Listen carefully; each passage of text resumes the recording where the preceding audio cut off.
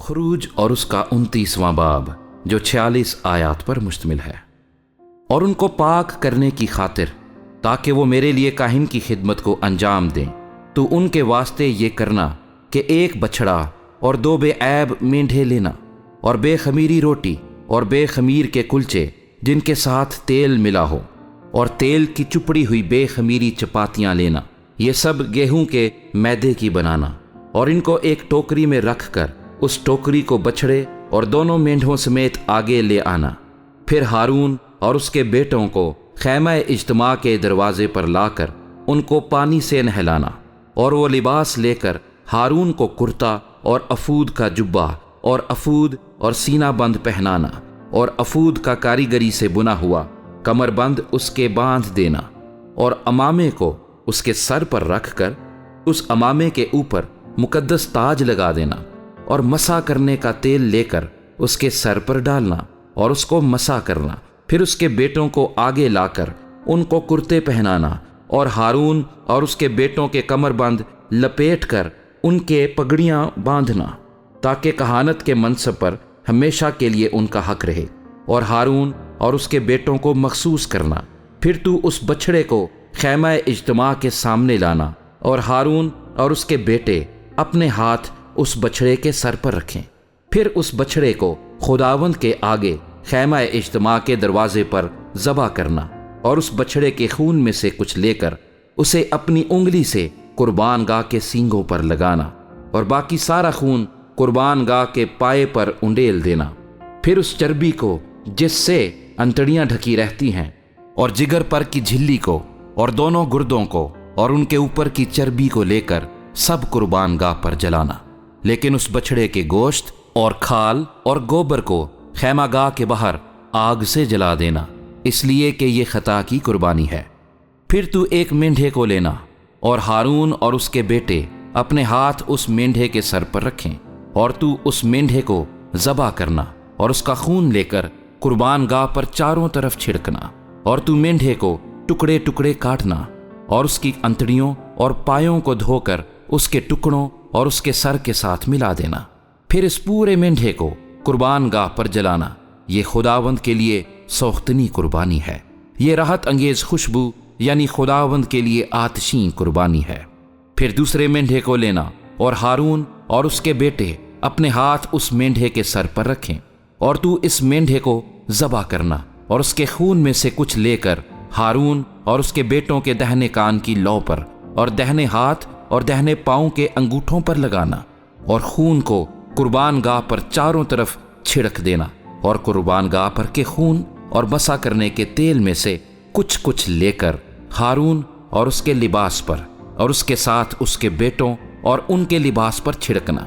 تب وہ اپنے لباس سمیت اور اس کے ساتھ ہی اس کے بیٹے اپنے اپنے لباس سمیت مقدس ہوں گے۔ اور تو مینڈھے کی چربی اور موٹی دم کو، اور جس چربی سے انتڑیاں ڈھکی رہتی ہیں اس کو، اور جگر پر کی جھلی کو، اور دونوں گردوں کو، اور ان کے اوپر کی چربی کو، اور دہنی ران کو لینا،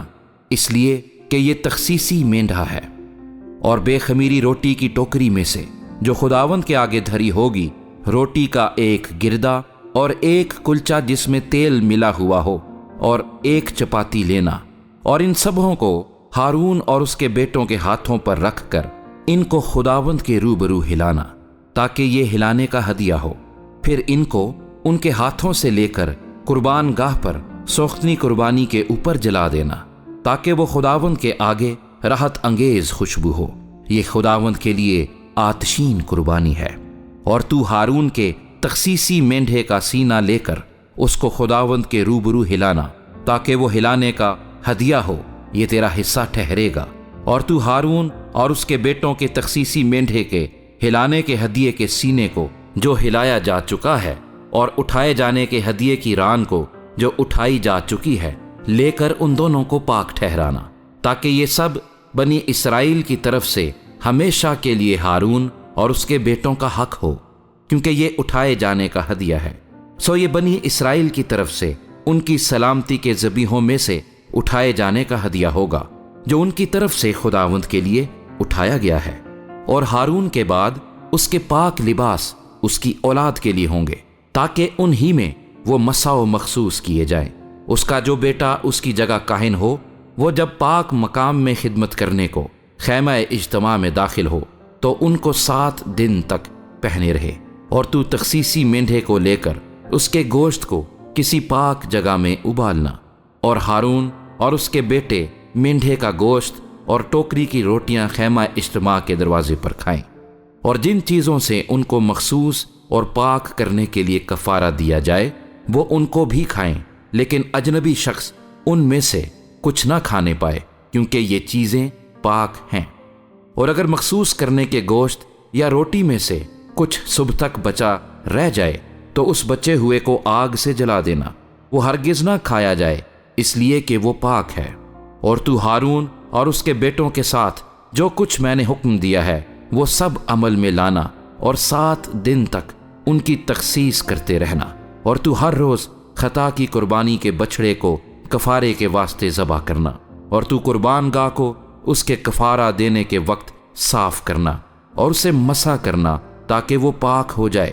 تو 7 دن تک قربان گاہ کے لیے کفارہ دینا اور اسے پاک کرنا، تو قربان گاہ نہایت پاک ہو جائے گی، اور جو کچھ اس سے چھو جائے گا وہ بھی پاک ٹھہرے گا۔ اور تو ہر روز سدا 1 برس کے 2 برے قربان گاہ پر چڑھایا کرنا، 1 برہ صبح کو اور دوسرا برہ زوال اور غروب کے درمیان چڑھانا، اور 1 برے کے ساتھ ایفا کے 10ویں حصے کے برابر میدا دینا، جس میں ہین کے 4تھے حصے کی مقدار میں کوٹ کر نکالا ہوا تیل ملا ہوا ہو، اور ہین کے 4تھے حصے کی مقدار میں تپاون کے لیے میں بھی دینا۔ اور تو دوسرے برے کو زوال اور غروب کے درمیان چڑھانا، اور اس کے ساتھ صبح کی طرح نظر کی قربانی اور ویسا ہی تپاون دینا، جس سے وہ خداوند کے لیے راحت انگیز خوشبو اور آتشین قربانی ٹھہرے۔ ایسی ہی سوختنی قربانی تمہاری پشت در پشت خیمہ اجتماع کے دروازے پر خداوند کے آگے ہمیشہ ہوا کرے۔